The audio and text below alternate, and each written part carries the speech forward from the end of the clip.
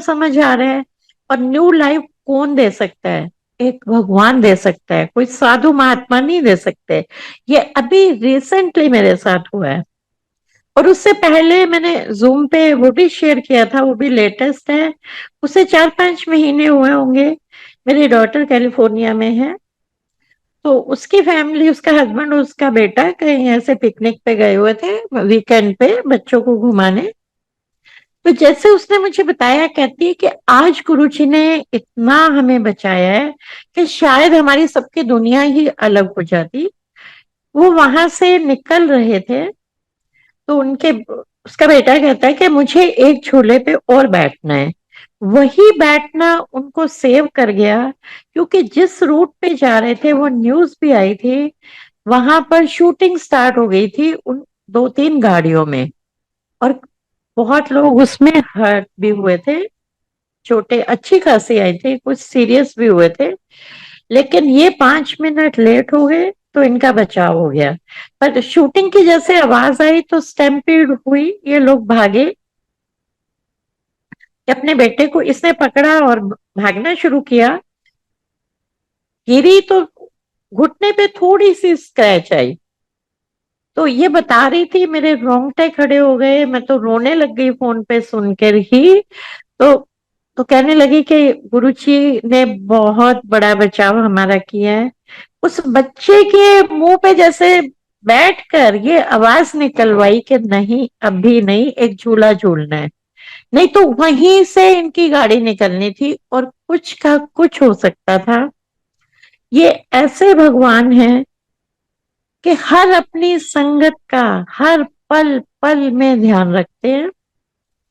हमें सरेंडर करना है। कहना बहुत इजी होता है कि हमने सरेंडर कर दिया, लेकिन हो नहीं पाता।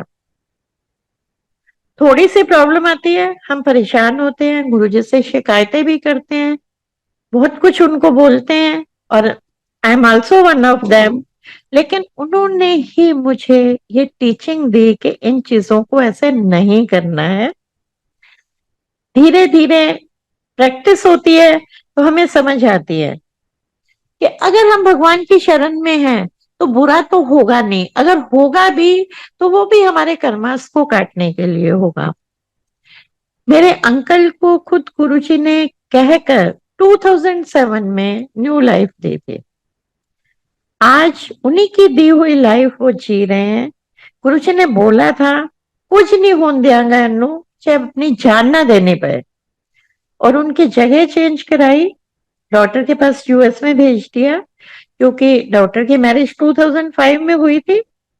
6 में वो यहां से गई, 1 ईयर की वेटिंग थी। 7 में गुरुजी ने मेरे हस्बैंड को ये बोलकर गुरुजी के वहां कैलिफोर्निया भेजा और सारी ही चीजें क्लियर की।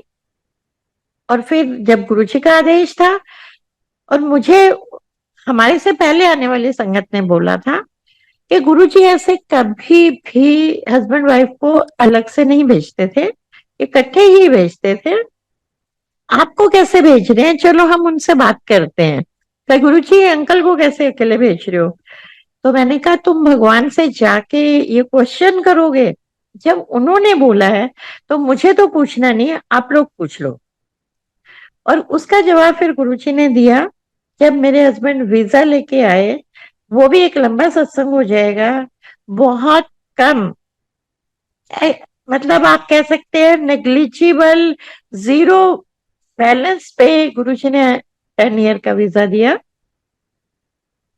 तो जब वीजा लेकर मेरे हस्बैंड गए और गुरुजी को पासपोर्ट दिया कि गुरुजी से ब्लेस करो, आपकी कृपा से मिल गया है, तब गुरुजी ने कहा कि ये तो मिलना ही था और तू ऐसे ही डरे जा रहा था।